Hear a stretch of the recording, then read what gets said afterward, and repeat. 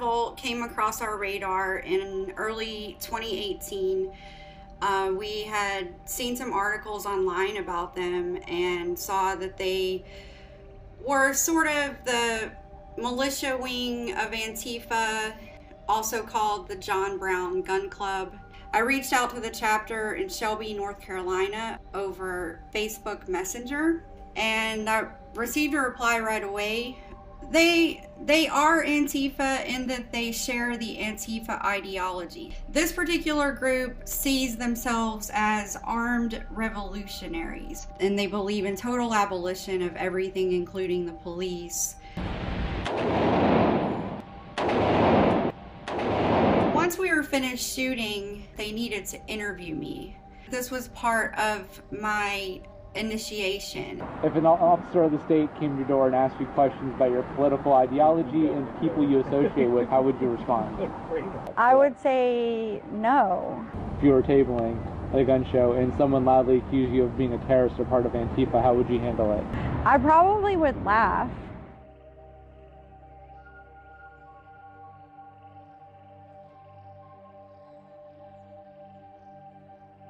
So Redneck Revolt came across our radar in early 2018. We had seen some articles online about them and saw that they were sort of the militia wing of Antifa, also called the John Brown Gun Club. I reached out to the chapter in Shelby, North Carolina over Facebook Messenger, and I received a reply right away from the leader. His name was Paul Ditz. She's asking questions about the NRA. Well, we're the wrong people to ask about the NRA. Are you a member of the NRA? Hell no.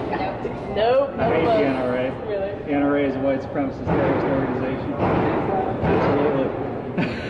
Can I quote you? Yes. They are Antifa in that they share the Antifa ideology, and it can be shared by many different groups. Typically, Antifa that you see on TV are the ones that are dressed in all black, you know, and they go and they throw rocks or bricks and start trouble. This particular group sees themselves as armed revolutionaries. They're all about the working class, you know, so they share this communist, anarchist ideals that the working class should run the country with no government. And they believe in total abolition of everything, including the police. Charlottesville was comprised of your typical Antifa black bloc measures. There were also Black Lives Matter. There were multiple chapters of Redneck Revolt that went to Charlottesville and acted as the militia wing of the anti-fascist movement. One of their missions is to arm minorities.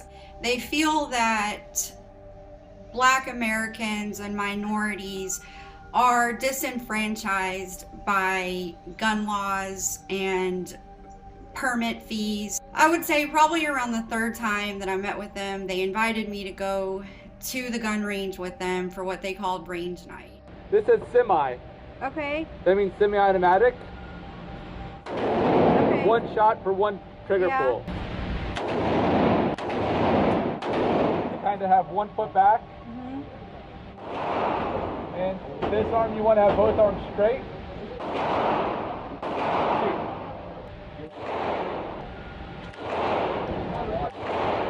Going to the gun range with Redneck Revolt was especially stressful and scary because A, they had guns, and B, I was wired with a camera. So the entire time that I was there at the gun range, especially while we were shooting guns, I was constantly worried that something would come unattached or a wire would show.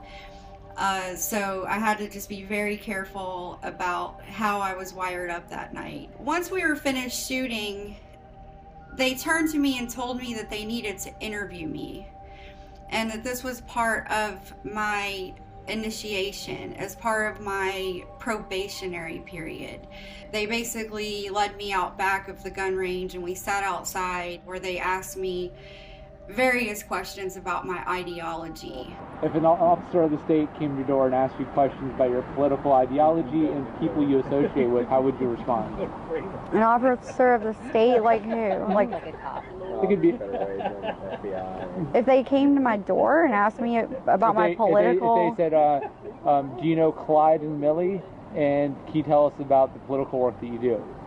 Oh. How would you respond about that? I would say no. For one thing, I think if they came to my door, they would have to have a warrant in the first place, wouldn't they? And especially Well, just... maybe not. Well, especially to start asking random questions like that. Yeah, I mean, I would be like, yeah, I don't know. Like, I would just say no and probably not say much else. I mean, I've been taught, like, you don't talk to cops. I mean, I don't agree with, like, going and shooting police or anything like that. But, or, like, hunting them down and whatever. Definitely. But, yeah, we're, I just think, like... We're an above ground organization. Yeah. So if you want Right. to do it, you have to do it on your own time. oh, no. So you can't talk to us about it either. Or if you do it and we find out about it, we're going to have to kick you out of the group. Oh, no. In a hypothetical situation at a gun show, if you were tabling at a gun show and someone loudly accused you of being a terrorist or part of Antifa, how would you handle it? Like, if someone said it to me directly... Yeah. And someone's being directly confrontational with you in a crowd And they of said I people. was a terrorist? Yeah, part of Antifa. You're an Antifa super soldier and you're going to...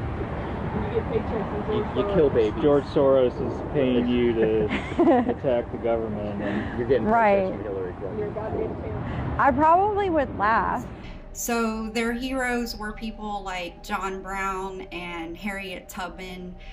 One of the first meetings I went to was really interesting because they were handing out coloring books that they made for children. It's got, some illustrations of Harriet Tubman, John Brown, and some other people like that. While I was in North Carolina, in the Charlotte area, one other thing that I was doing on the side was I was working as a volunteer in some campaigns.